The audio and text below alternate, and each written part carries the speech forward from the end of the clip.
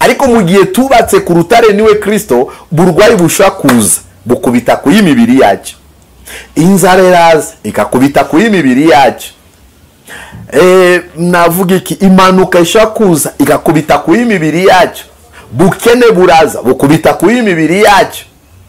Ariko ijambo yashaka kutubwira iki? Kuko tubatse ku rutare ari we Yesu Kristo, nuko ibyo byose biza bigakubita ku y'imibiri yacu, kuko ariho rusengero rwa Kristo, nta kintu bizadutwara kuko tubatse ku rutare. Philadelphia, Imana irakira.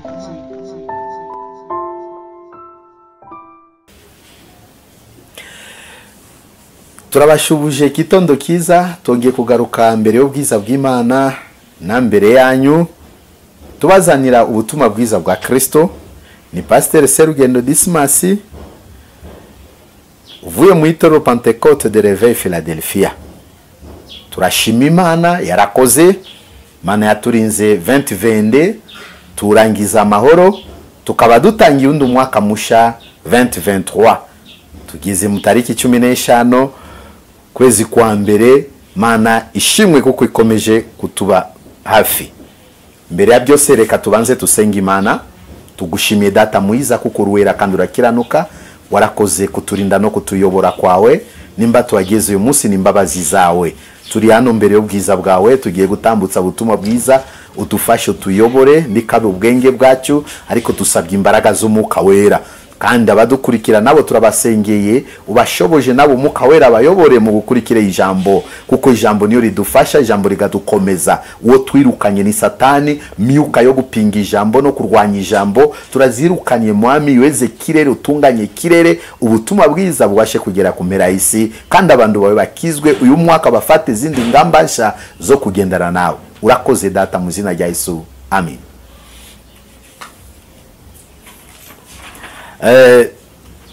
Tugiye kuganira kubwo ubutumwa bwiza bw'umwami wacu Yesu Kristo. Atuhaye umwanya, tumaze kubasubuza. Mana ishimwe kandi habwe icyubahiro. Turasoma ijambo ry'Imana tutatinze, iri ku gitabo cya Matayo gice cya 24 kugera ku 29. Reka tubanze tuasome. Inzu yo ku rutare n'inzu yo ku musenyi. Nuko umuntu wese wumva ayo magambo yanje akayakomeza, azaba ng'umunyabwenge wubatse inzu ye ku rutare. Imvura iragwa, imivu iratemba, umuyaga urahuha, byose byikubita kuri iyo nzu, ndiyagwa, kuko yari ishinzwe ku rutare. Kandi umuntu wese wumva aya magambo yanje ntayakomeze, azaba ari ng'umupfapfa wubatse inzu ye ku musenyi. Imvura iragwa, imivu iratemba, umuyaga urahuha, byose byikubita ku iyo nzu, iragwa, kandi kugwa kwayo kwabaye kunini. Yesu amaze kuvuga ayo magambo yose, abantu batangazwa no kwigishwa kwe, kuko yabigishaga ng'ufite ubutware ntase n'abanditsi babo. Ayo niyo magambo y'Imana tugiye kumva cyangwa tugiye kuganiraho kubw'uyu mwanya mwiza Mana yatwemere tuba imbere yayo. Inzu yo ku rutare n'inzu yo ku musenyi. Ni Yesu watanze urugero yigisha abantu, abereka mu buryo bwo kubaka. Nize ko turi hano ku isi, umuntu ushaka kubaka abanza kureba, cyangwa utarubaka kugura kibanza, ubanza kureba buryo kibanza giteye, ubanza kureba nimba na handu akwiriye kubaka etage cyangwa se inzu iri hasi, ubanza kureba nimba bisabamo gusize kibanza. Nyuma y'ibyo byose niyo ufata ingamba yo kumenya buryo uzubaka inyubako yaweho. Ariko ibyo tugiye kuganiraho ntabwo ari kubaka inzu zisanzwe hano hanze. Yesu atubwira mu buryo bw'umwuka. Bene data, isi turimo kugendamo isi irimo kugenda ihinduka buri mwaka, nguko nize ko ibibazo twari dufite umwaka ushize birashoboka ko atari byo tuzahura nabyo uyu mwaka.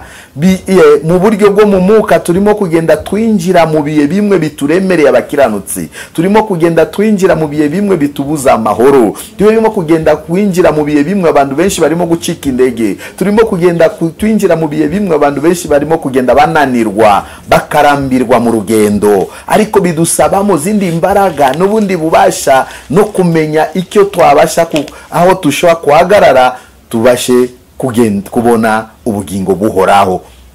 Isi izashira kandi turimo kubona bimenyetso Yesu yavuze, turimo gusatirana nabyo. Ni ibihe byo kuba maso, arigisha impande abantu ababwira inzu yo ku rutare n'inzu yo ku musenyi. Iyi misi nize ko twese hano mu kurangiza umwaka twagize ibyishimo, twagize umunezero yuko twarangije umwaka amahoro. Mwanya twatangiye uyu mwaka musha nabazaga gatoya, ni yaye ngamba wafashe yo kugendana n'Imana uyu mwaka? Ni yaye ngamba wafashe? Kandi birakwiriye ko mu Kristo avuga ko mwaka ushize nari umunyandegenge, mwaka ushize sinakoreye Imana neza, mwaka ushize ari byo nagabanukiwe, ariko uyu mwaka kuko Imana yatugejejeho tugomba kuhindura mikorere yacu, mibanire yacu n'Imana, kuhamiriza Kristo mukuri no mu mwuka, gukomeza bene data bacitse intege no gusenga, niyo bizadufasha muri urugendo rujya mu ijuru. Aratubwira iki mu ayo magambo? Nuko umuntu wese wumva ayo magambo yanjye akayakomeza azawanya n'umunyabwenge wubaka inzu ye ku rutare. Imisi usanga turasoma amagambo y'Imana ariko ndago tuyikomeza, turabwirizwa butumwa bwiza ariko ndago tuyikomeza. Usanga ikinyamakuru kifite agaciro, bandu benshi baragisoma kuruta buryo twasoma ijambo ry'Imana. Ariko ikimana itubwira mu ijambo hano Yesu asobanurira abantu ati nuko umuntu wese wumva aya magambo yanjye akayakomeza azaba ng'umunyabwenge wubatse inzu ye ku rutare.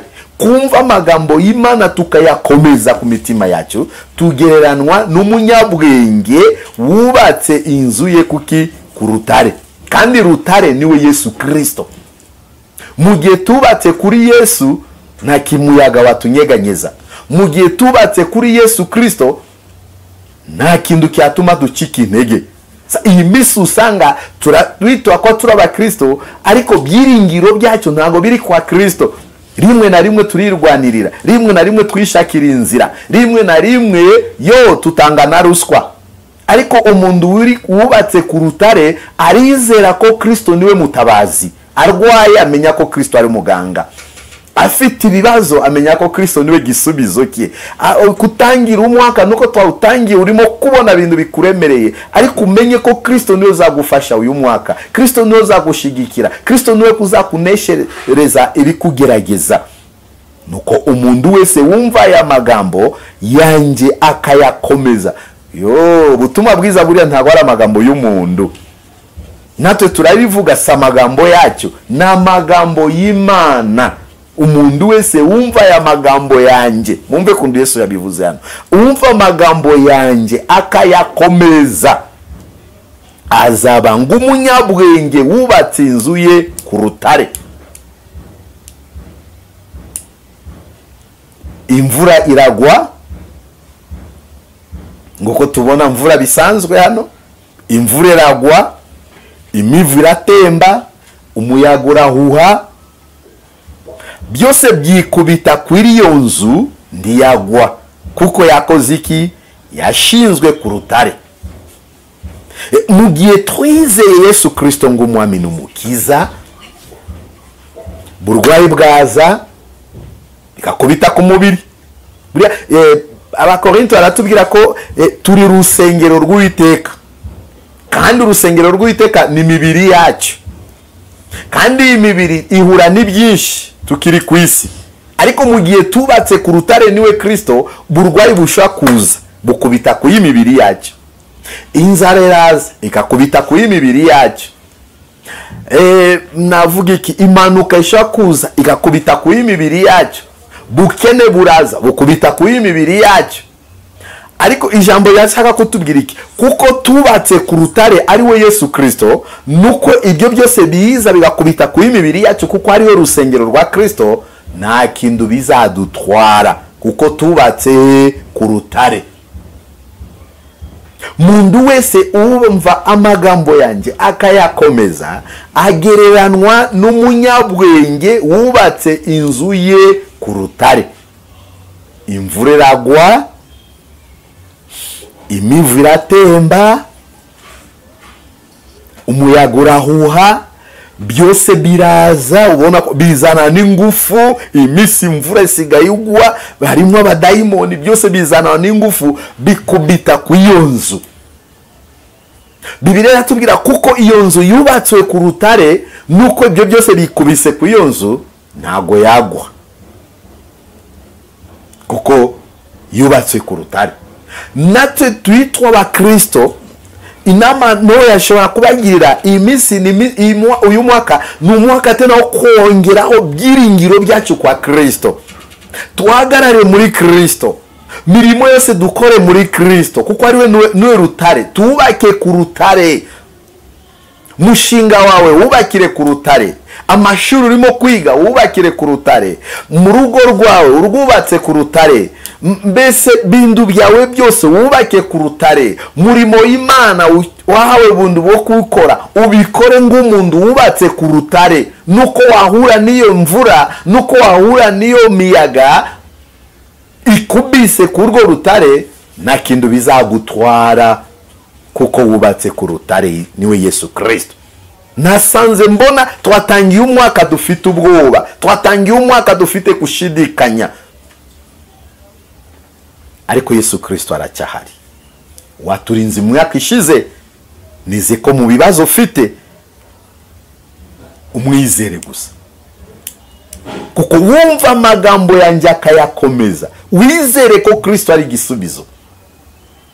Nuko ari uburwayi butangiye kuguteza ubwoba, nuko uri muri serumu, uri muri bombone ubungubu tuvuga, nuko bibazo wahuye nawe byakugejeje muri gereza, nuko umutwaro winda ufite rimo kukubuza amahoro, wubake ku rutare gusa, kuko byose biza bisanga wizeye Kristo, nta kintu bizagutwara. Ndube munyabwoba uyu mwaka, ube mundu wizera Imana, ube mundu umenya ko imbaraga z'Imana zirakiza, imbaraga z'Imana zirabohora, imbaraga z'Imana zikura umundu gucavu. Tureke ibyaha nta kintu na kimwe byatugezaho, kandi umundu wubaka ku rutare ntago yavanga tena bugingo bwe n'ibyaha. Mundu maze kumenya ko umubiri wanjye n'urusengero rw'Iteka, ntago waba musambanye, ntago washiramo inzoga, ntago washiramo ibitagira umumaro. Yesu atushigikire bene data, abakorera Imana mureke tuongere tena byiringiro byacu ku rutare, bizadufasha. Murongo ukurikiraho, kandi umundu wese wumva aya magambo yanjye ndayakomeze, azaba ari umupfapfa wubatse inzu ye ku musenyi. Umundu wumva amagambo y'Imana ntayakomeze, agereranwa n'umupfapfa wubatse inzu ye ku musenyi. Ni ingero imbiri Yesu yatanze, inzu yo ku rutare n'inzu yo ku musenyi. Wumva amagambo y'Imana ukayakomeza, ugereranywa n'umunyabwenge wubatse inzu ye ku rutare. Imvura yagwa,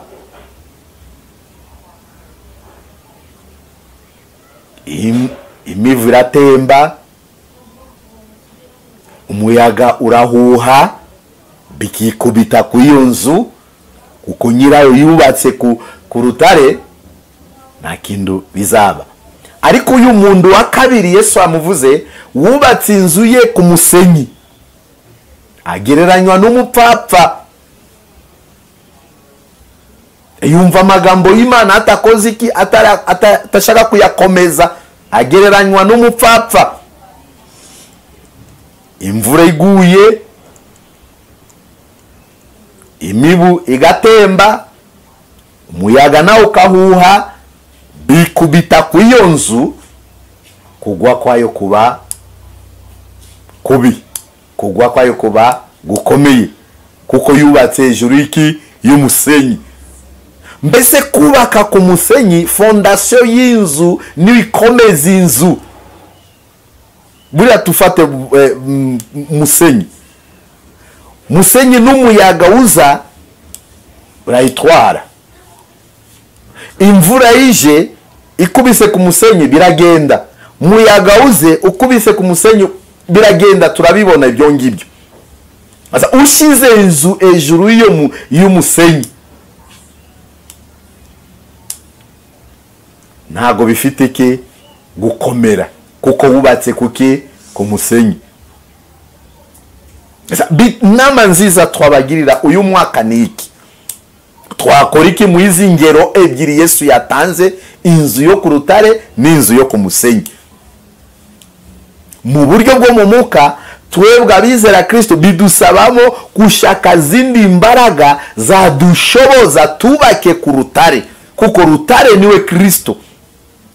Ariko turi ku isi, mwanzi Satani nawe araturwanya, atashaka ko tubake ku rutare, kuko azi ko kunesha kwacu, nimba turi bibazo bidusanze turi ku rutare, tuboneramo kunesha bitugerageza, tuboneramo gukomera mu gihe tubatse hehe ku rutare. Ariko mu gihe tubatse ku musenyi, ikiza cyose kiragukubita, ikiza cyose kikagugusha. Nama nziza twabagirira uyu mwaka no gushaka kubaka ku rutare. Nitubaka ku rutare, ibizaza byose na kintu bizadutwara, kuko turi mu mwami Yesu Kristo. Yesu atushoboje kandi Yesu atugirire neza. Abantu baricara batekereza kubwo ayo magambo Yesu yabigishije. Murongo wa 28 Bibiliya iratubwira iki? Yesu amaze kuvuga ayo magambo yose, abantu batangazwa no kwigishwa kwe. Tufite umwami mwiza, wari ufite ubwenge, yarazi kwigisha, yari afite ijambo rikura abantu mu mwijima, yari afite ijambo rikiza abantu, yari afite ijambo rihumuriza abantu. Amaze kwigisha ayo magambo yose, abantu batangazwa no kwigishwa kwe. Haleluya. Mana yadushoboza iminsi ikatwa ayo mavuta yo kwigisha ijambo ry'Imana, abantu batangazwe no kwigisha kwacu. Ibyo tuzabibona gute? Yesu ndacyana kimwe yari afite. Yesu yari yuzuye ubwiza bw'Imana. Yesu niki cyatuma umuntu atagiri yuzura ubwiza bw'Imana, avuga amagambo abantu bagatangazwa nayo? No gukiranuka kwe. Iyi misi abantu bavuga ubutumwa bwiza bw'Imana, mureke dushake muka wo gukiranuka, tubake ku rutare, kuko umuntu wubatse ku rutare navuze ko atinya icyaha. Cyaha kirakuramo umuntu amavuta y'Imana. Icyaha ntago cyatuma Imana ibane natwe. Icyaha ntago cyatuma Imana gushigikire. Sigaye numva bavuga butumwa bamwe na bamwe mu kubwiriza butumwa bwiza, mundu akikubita mu gituza ati ni njyewe, muze mbasengere mukire, njyewe ndabohora abantu. Iyo nivugo itari nziza. Yesu Kristo nukore bitangaza muri twebwe. Mu gihe twizeye Imana tugakiranuka, tugasenga, tukuzura Muka Wera nudushoboza mu ivuga butumwa. Si twebwe bene data.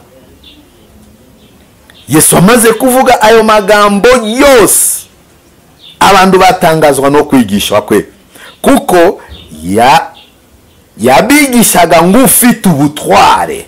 Yesu yigishaga afite ubutware. Nimba ari daimoni arambura ikiganza kikahunga, kikakubitwa hasi. Nimba ari miyaga mibi, Yesu yarambuye ikiganza gusa miyaga yose irakora iki? Iraceceka. Nimba ari mvura nayo yahagarika ibyo bikwiriye kuturwanya. Yesu ni ufite igisubizo cyabo. Yigishaga afite ubutware, ubutware bwo kuzura, ubutware bwo gukiza, ubutware bwo gukora iki? Gukura abantu ku byaha.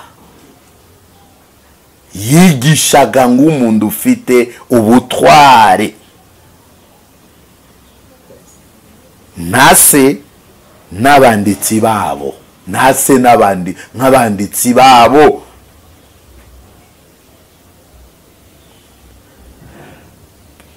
Kuba muri Kristo bidusaba iki? Navuze kwisuzuma no kureba uyu mwaka ushize nagendanye n'Imana gute, ibikorwa byanjye nakoze bigereranywa n'umuntu wubatse ku rutare, mirimo yanjye nakoze bigereranywa n'umuntu wubatse ku rutare.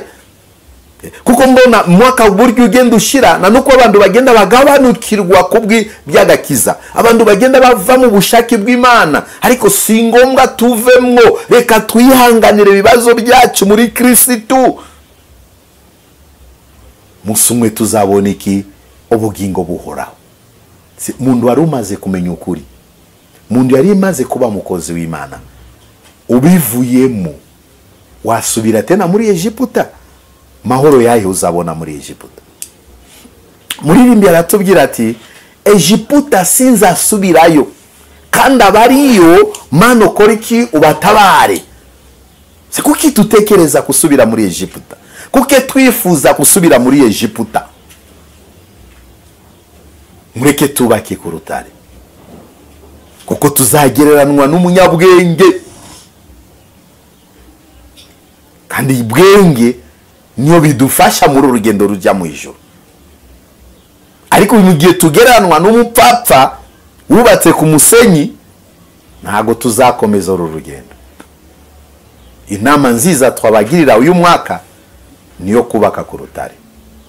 Inzu yo ku musenyi wiyibagirwe. Nimba uracyashira fondation yawe ku musenyi, umenye ko bigira ingaruka. Va ku musenyi, tera indambwe yo kubaka ku rutare. Nimba warutangiye kubaka ku rutare ukabireka, komeza usubiremo. Kuko ku rutare niyo mvura yagwa, imiyaga nawe kaza igakubita ku iyo nzu, kuko zubatswe ku rutare. Tumvise ko nta kintu kizaba. Ariko ku musenyi buri kigeragezo cyose kiza kiragukubita, ukagwa, ukava mu bushake bw'Imana. Imisi abantu barimo kuva mu bushake bw'Imana kubwira inzitwazo z'amafuti. Nararwaye pasteur atansuye, nararwaye abaririmbi tukora no murimo batansuye, njewe irya torero narivuyemo. Nuko wari utarubaka ku rutare. Umuntu wubatse ku rutare yihanganira bigeragezo byose ahura nabyo. Umuntu wubatse ku rutare arababarira. Umuntu wubatse ku rutare asengera n'abagenzi be. Umuntu wubatse ku rutare arinda umuhamagaro we. Umuntu wubatse ku rutare aremera gupfa kubwa Kristo. Umuntu wubatse ku rutare aguma hamwe. Nta bunzererezi bw'agakiza. Uyu musube hano, ejo uri muri urusengero, ejo kava muri, marayika naza kugushaka zagusangaye. Mureke tubake ku rutare. Nuko kubaka ku musenyi ari mu gihombo. Kubaka ku musenyi ibyaza byose twavuze ko byakugusha. Misi turimo ni misi yo kwitunganya, ni misi yo kwitegura kugaruka ku mwami wacu Yesu Kristo. Nagaruka kasanga tubakiye ku rusenyi, ku musenyi, tuzabona ubugingo. Bene data, nuko tubona uburyohe bw'iyisi, ariko ijambo ry'Imana rivuga ko isi n'ibyayo bizashira, ariko kizasigara ni ijambo ry'Imana. Nuko dukunda isi, nuko dukunda byiza by'iyisi, na uzajyana nabyo. Mureke tushake tena kweza inzira izatugeza mu ijuru. Ubugome buragwira, abantu babaye babi, nta muntu umwizerwa wabona mu ibi bihe turimo, kandi Yesu Kristo atarizo mbuto atushakamo. Tube maso, kuko tutazi musi nisa. Wubake ku rutare, kuko abari ku rutare, kandi tuwavuze ko rutare niwe Kristo, azatubasha gukora iki? Kutuneshereza bitugeragezo uyu mwaka. Ntabwo azadutungura mu bibazo byose ufite. Menya ko Yesu Kristo niwe gisubizo cyawe. Ndukabe uri umuntu wari umaze kubaka ku rutare, mwanya bibazo byaje usubira inyuma, mwanya bibazo byaje. Ntangazwa no kumva mu Kristo agiye gushaka abapfumu, gushaka Yesu we. Biriya mbere y'Imana uzi kundi ikubona ngo ubonye ko umwami wanjye ndambaraga afite. Aba bapfumu niyo bafite imbaraga, kandi byose biterwa n'iki? No kubura kwizera muri twe.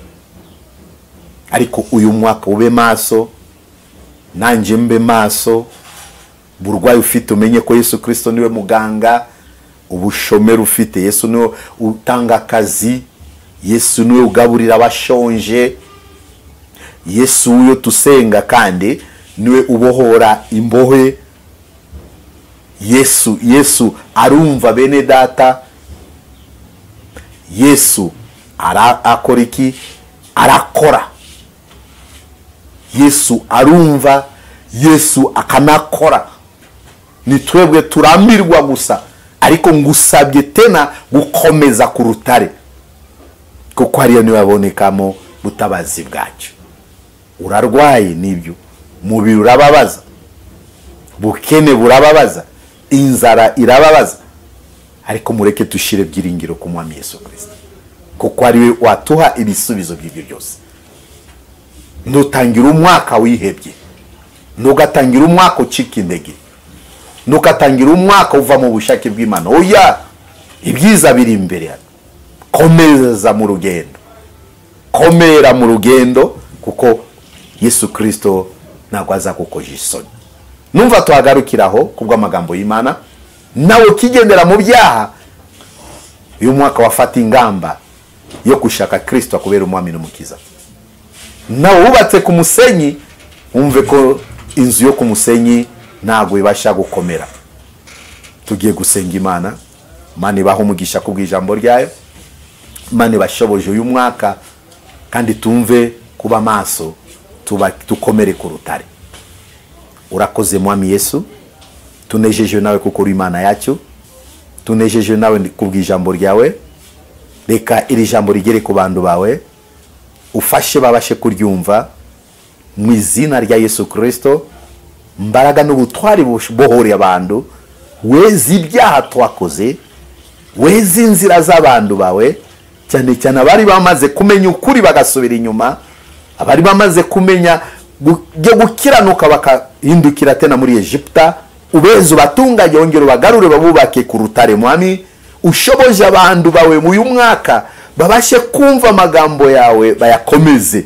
Uriyo kumva amagambo yawe batayakomeza, mu izina rya Yesu. Uwo mwuka wo kumva ibyawe tutakomeza turawirukanye. Ababoshe, abaremerewe, uyu mwaka babohore data. Butumwa bwiza bugenda amahanga yose. Abatarumva butumwa bwiza bambika imbaraga, baryumve, baryemere, bacishwe bugufi ya mwami mu izina rya Yesu. Abavuga butumwa nabo turabasabiye ubundi ubwenge, tubasabiye zindi mbaraga zo kuvuga butumwa bwiza mu kuri no mu mwuka. Matorero yafashe data, uyakomeze uyu mwaka, tuwongere teno bubyutse, tugukorere, tuzura umwuka wera. Itoro Pentekote rishoboje riyoborwe n'umwuka, abiyoberanya ku matorero bikurweho nawe. Imbunzi turazisengeye, Afrika yose turayisengeye, Amerika, Europa, Asia, Oceania turasengeye. Ubutumwa bwiza bugendagende hose. Abakristo bari imbaraga zo kuhamiriza, abakristo bari imbaraga zo kubaka ku rutare mu izina rya Yesu. Mbaraga za Satani uyu mwaka turawusenya, cyane cyane myuka irwanya ijambo ryawe mwami. Uratubwira mu aya magambo avuga ko mundu wese umva amagambo yanjye akayakomeza azagereranwa n'umunyabwenge wubatse inzu ye ku rutare. Byatubera byiza ukomeza amahanga yose. Abantu nibamara kumva ijambo ryawe barikomeze mwami, rizabafasha, rizabashoboza. Abarwayi bakize mu izina ryawe Yesu Kristo. Urakoze mwami, reka tushoboje kandi tugire neza mu butwari n'imbaraga zawe. Amen. Murakoze bene data, Imana ibaha umugisha. nababwiye ko nitwa Pasteur Serugendo Dismas, tukora umurimo w'Imana mu Itorero Philadelphia. Rugendo rujya mu ijuru, abantu barafashana, abantu barakomezanya, abantu barasengerana, abantu barahugurana. Ushobora kuba ufite ikibazo cyangwa se indi nama watwongereraho, reka tubahe nimero zacyo, suko tubahaye mu bundi buryo, ariko n'uburyo bwo gukomezanya no gufashana no kugirira inama musumwe twese tuzabona ubugingo buhora. Ni 07 82 439 754. Murakoze, witeka abane nawe.